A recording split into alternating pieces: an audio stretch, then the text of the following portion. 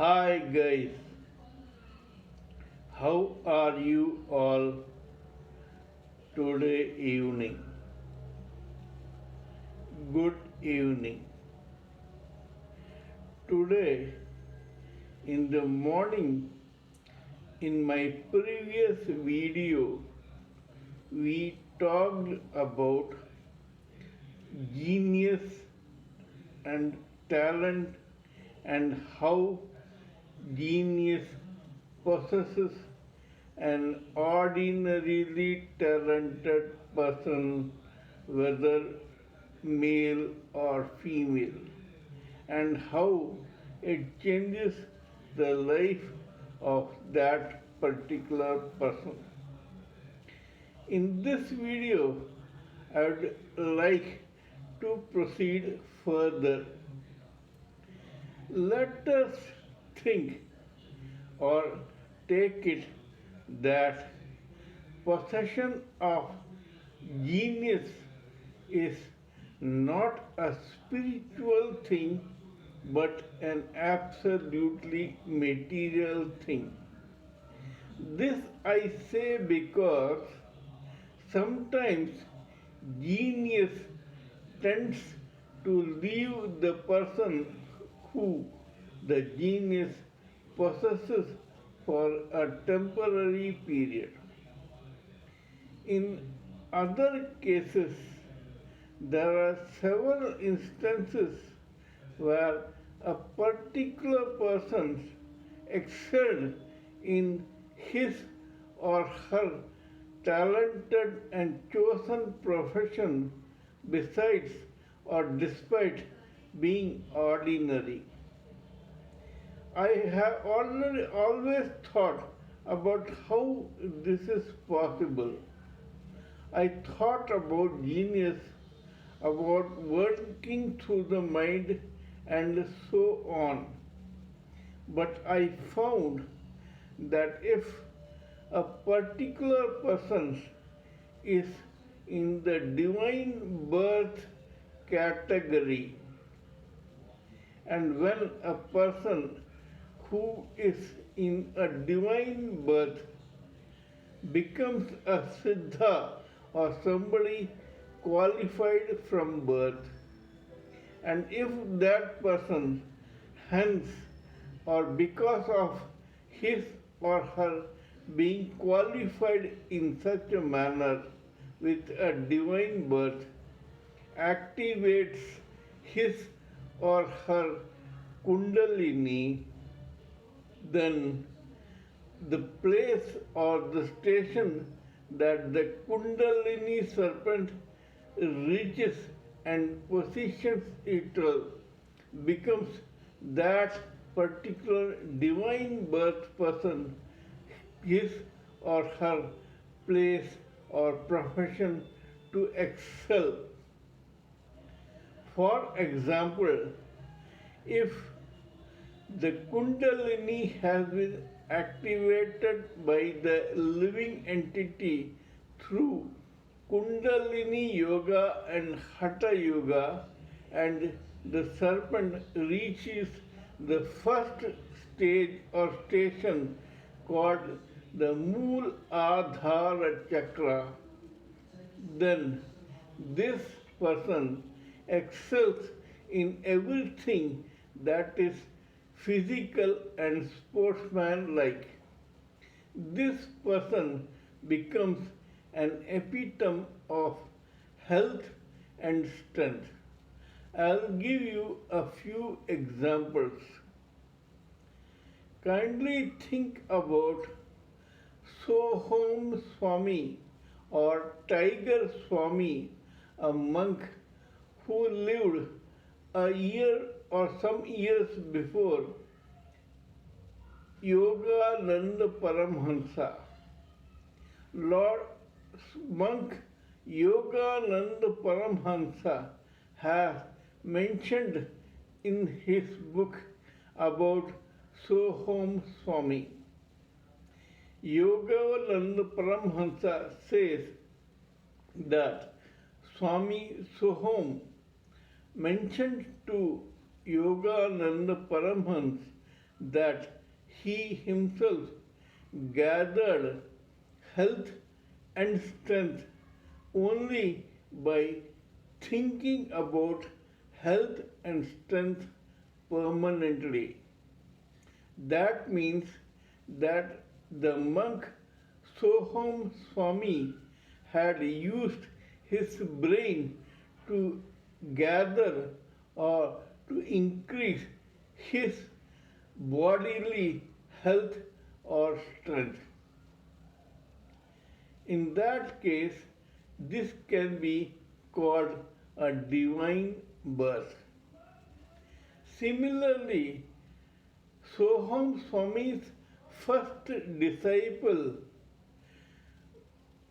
monk Nirlamba Swami, who was also a bodybuilder, a rationalist, a Hindu nationalist, a person who had gone against the British during the British rule, and a favorite of none other than Shaheed Bhagat Singh. Nirlamba Swami, who was till then a rationalist and a nationalist, suddenly became a monk.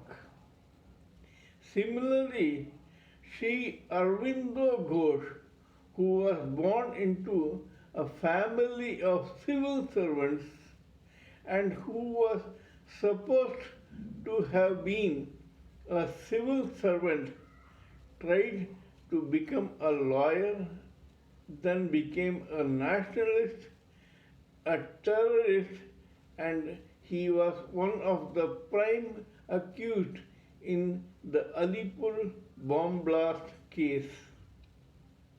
However, he escaped the clutches of the law, came to Pondicherry, and became Sri Aurobindo Ghosh, whose name, fame, and ashram is still famous.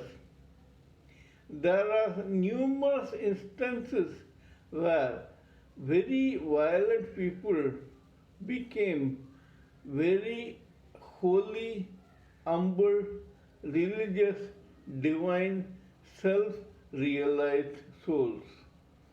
The best example is Dacoit Ratnakar, who, due to a quirk of fate, became Valmiki and wrote the Valmiki Ramayana.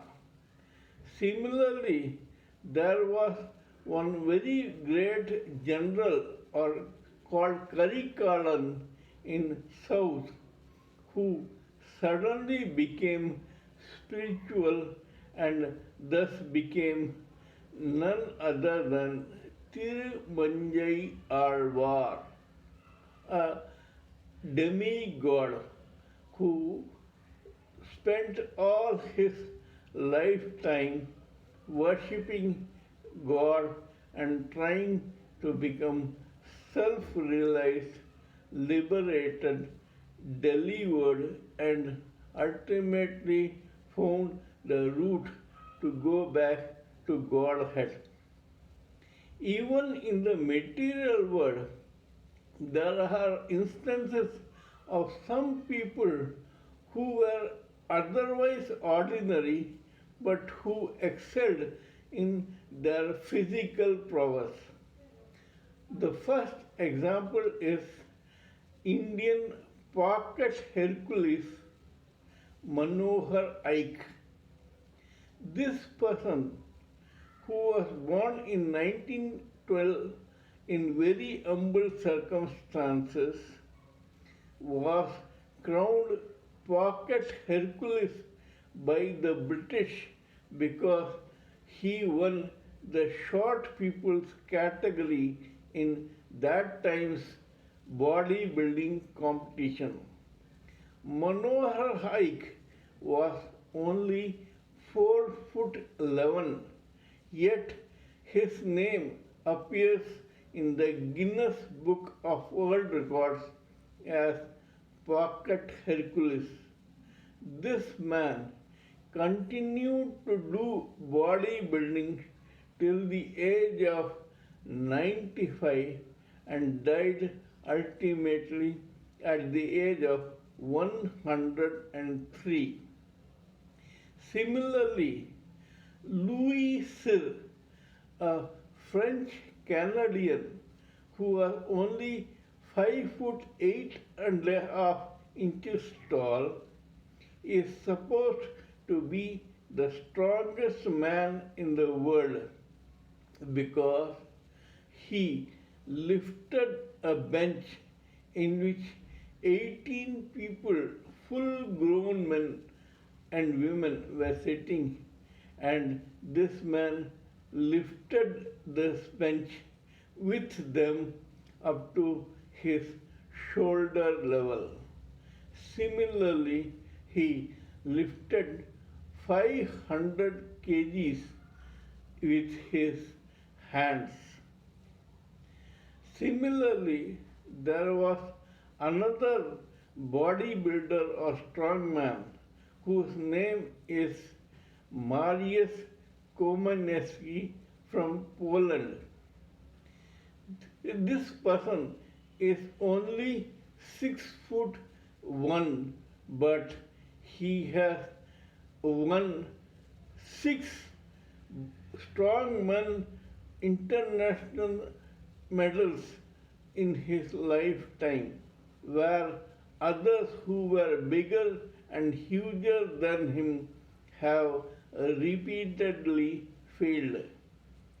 Similarly, there was a person called Franco Colombo who was only 5'5", but according to the world famous bodybuilder Arnold Schwarzenegger, Franco Colombo is man to man one of the strongest men Arnold Schwarzenegger had ever seen.